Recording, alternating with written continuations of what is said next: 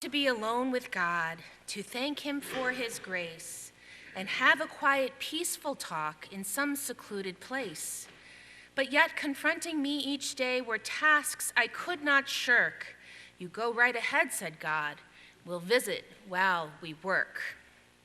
This is a poem that comes from a book that one of our Advent Bible studies is currently doing called Finding Bethlehem in the Midst of Bedlam. It was written by a college student during exam time, but I think you'll agree it might as well have been written during the holidays. John the Baptist in our New Testament lesson came saying, "Prepare ye the way of the Lord." And yet some of us have a hard enough time preparing the holiday ham. Can I get a head nod? John the Baptist, I said that. I love the truth of this student's poem of finding God beside us while we work, and this is actually not a new idea.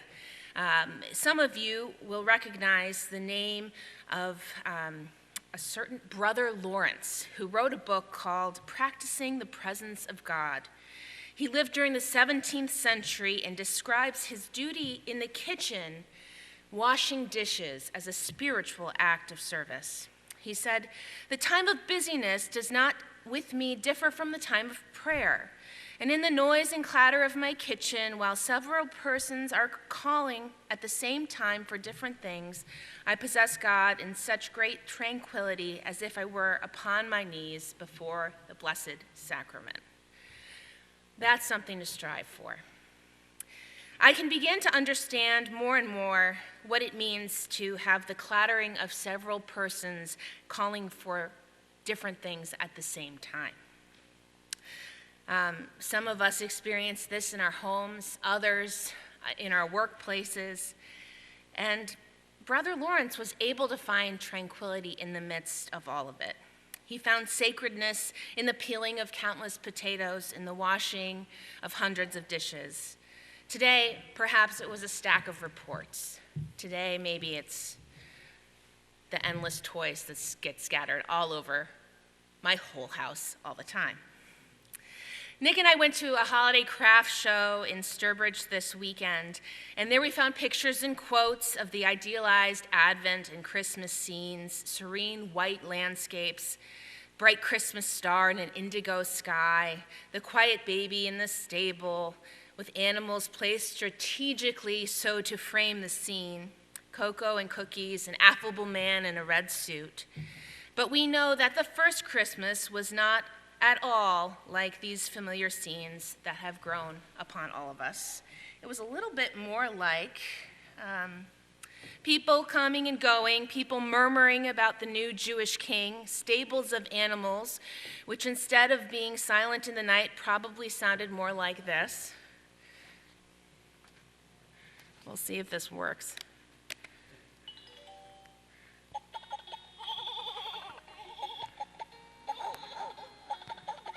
Can you hear that? Anyway, this is one of Benny's toys, and he likes to play this in the car, and it gets all the animals featured making animal noises at the same time, meanwhile playing a song in the background. This is Bedlam, folks, and it's constant in our lives. You get the picture. Now, it was Bedlam, energetic, a little exciting, but also crazy and chaotic when Jesus came into the world. And it's much like many of our lives from even days before Thanksgiving, for many of us until the new year, bells ring. So as we explore the path from Bedlam to Bethlehem this Advent, our hope is we will learn how to experience God's tranquil presence amidst the inevitability of the onslaught of the holidays. Now, thinking about all of pieces moving, pieces are moving here in our community also. We have some staff transitions going on, and they might be flying under many of our radars, but if you were to stop and think about it, you might realize there's a lot of moving pieces happening all around us. We have a bit of a changing of the guard, so to speak. And transition, we can experience as a form of chaos, but it's also a great opportunity. And I would guess that not only is the church experiencing transitions, but if you were to think about your own lives, you might be able to identify areas of transition for yourselves also. The loss of loved ones, the addition of loved ones, changing of jobs, or maybe the changing of careers, new homes, new financial situations. Into all of this comes Advent, and boldly. While Advent is a season of waiting for Christ to enter the world, this waiting is marked by transition. The world that Christ entered was swirling with change, and the good news is that God doesn't wait until the chaos has subsided to work out his plans for his glory. Quite often, God works in the midst of that chaos. Now, the prophet Isaiah promised that the first Christmas would be a time of great change.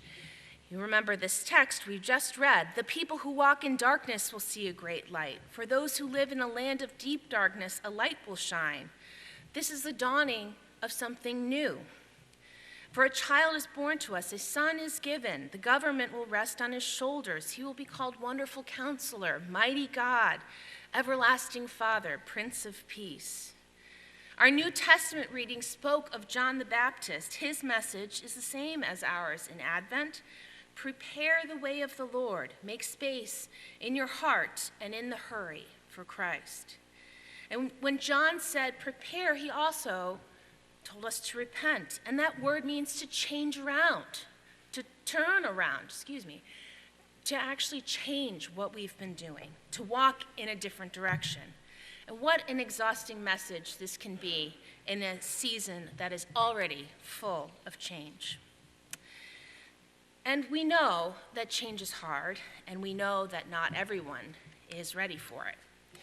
Not everyone was ready for the changes that Jesus brought. When Jesus started his ministry on earth, he announced this in the form of quoting an Old Testament prophecy, actually of Isaiah. Jesus said, "The Spirit of the Lord is upon me, for he has anointed me to bring good news to the poor." That would have been a different idea. "He has sent me to proclaim that captives will be released." That would have been an unwelcome idea. "That the blind will see." That also would have been an unwelcome idea, because at the time the culture believed that if people had ailments, it was their own fault. "That the oppressed will be set free," and that the time of the Lord's favor has come. And listen to how people responded to one of Jesus' first ministry moments, you could say. It says, when they heard this, the people in the synagogue were furious. Jumping up, they mobbed him and forced him to the edge of the hill on which the town was built. They intended to push him over the cliff, but he passed right through the crowd and went on his way. They didn't like change either. As in most transitions, as in some chaos, Jesus' coming brought about many different reactions. Some were ready for Jesus and some were not. And Advent is a time for us to get ready for Jesus, to help our hearts transition to God. So I've been doing a fair amount of reading about transition in organizations. And I've come across a man named William Bridges who writes about transitions in the business world. And he notes, "It isn't changes that do you in, it's the transitions. They aren't the same thing. Change is situational, the move to a new site, the retirement of the founder, the reorganization of the roles on the team, the revision of the pension plan. Transition, on the other hand, is psychological. It's a three-phase process that people go through as they internalize and come to terms with the details of a new situation that the change can bring about." What he is saying is that change is what is different on the outside, but transition is what welcomes change on the inside. I want to explore these three phases because inasmuch as Advent is about getting ready for change, the change that Jesus brought into our world, it's not easy. And the more we know, the more we can help each other through our own journeys of transition. The first phase is about letting go of the old ways and the old identity people had. This first phase of transition is an ending, and it's a time when you need help you need to help people deal with their losses. And we often say, how many times have you heard in a church, people hate change? I think for some reason, churches is one of those places where change hits us the hardest. And we talk about it pastorally, and we actually understand that change is experienced as a loss. So whatever change may happen in a church, many people experience it as a loss and have a hard time looking forward to the good things that come with change. The second phase is what is really a transition time, going through an in-between time when the old is gone but the new isn't fully operational. And I think about how long it takes for change to actually take place. Coming up this winter, Nick and I will have been here for almost 6 years. Well, for 6 years this winter. And boy, I still feel new. And there's plenty of staff meetings where I'm asking the questions because I haven't figured something out about how the way things work yet around here. And that's 6 years. So that gives you an idea of how long transitions can take in the church, but also in our personal lives. Thirdly, the third phase is coming out of the transition and making a new beginning. And this is when people develop the new identity or experience a new energy or discover a new sense of purpose that makes the change begin to work. If only we didn't have to go through the first two phases. Wouldn't that be nice? Like all life processes, we tend to want to rush ourselves and others through these stages. But transitions take time.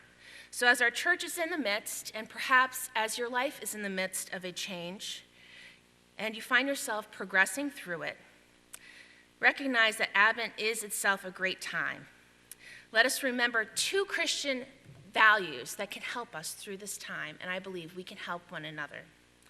The first of these is community. Bridges actually writes about transition being a lonely place.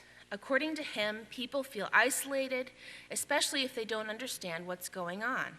They tend to worry or create rumors, and people alternate between anxiety and apathy. Connectedness with one another can ease some of these parts of transition. They can help you feel connected to the whole and more likely to afford someone the benefit of the doubt. Speaking of the benefit of the doubt, that brings us to the second virtue that we can focus on and help each other through transitions in our lives, and we can help our church. Grace. Grace is so important. We offer each other grace because according to Bridges, in transition, people are overloaded. They frequently get mixed signals and systems are in flux, therefore more than normally unreliable. Bridges says a little bit more about this phase, but wouldn't it be great if as a community we offered one another grace on every occasion? Wouldn't it be amazing to offer yourself that grace as you recognize transitions going on in your own life? When I was a young adult, I was probably around 20 to 25 years old, and I found myself making a lot of mistakes, and sometimes they cost money, sometimes a little more, and sometimes a little bit less. But I developed in my head what I called, and as you know, that time of life is you're very crunched financially, not quite making money. So every mistake felt like a big guilt problem. And I developed in my head something called the Oops Fund. And it was a way that I was able to give myself grace during that period of my life where I was trying to figure out a lot of different pieces, how to pay bills on time. I don't even remember all the things that went wrong, but if you know a young adult, you know there's a lot of things that fall through the cracks. I think I lost a cell phone, on and on, you can imagine. But having a personal Oops Fund really was my way of showing myself grace. So what if we were to offer one another, offer our families, kind of that Oops Fund, that Oops Bank, where we recognize not everything that goes wrong went wrong intentionally. What if we were to offer that to a relative we have a hard time with, but we know we're going to be spending time with over the holidays? So those are my challenges to you. Would you be willing to pray for your own transitions for one another, to consider what it means to be more deeply involved in community and to offer one another grace, even when it seems unlikely that that person might deserve it. Will you pray for our transitions? Will you make a commitment to offer grace in the spirit of teamwork? Bedlam to Bethlehem is a journey full of changes and disruptions, but there's also, as Isaiah said, great hope offered to us in this season. May we be prepared to transition into Advent together. Amen.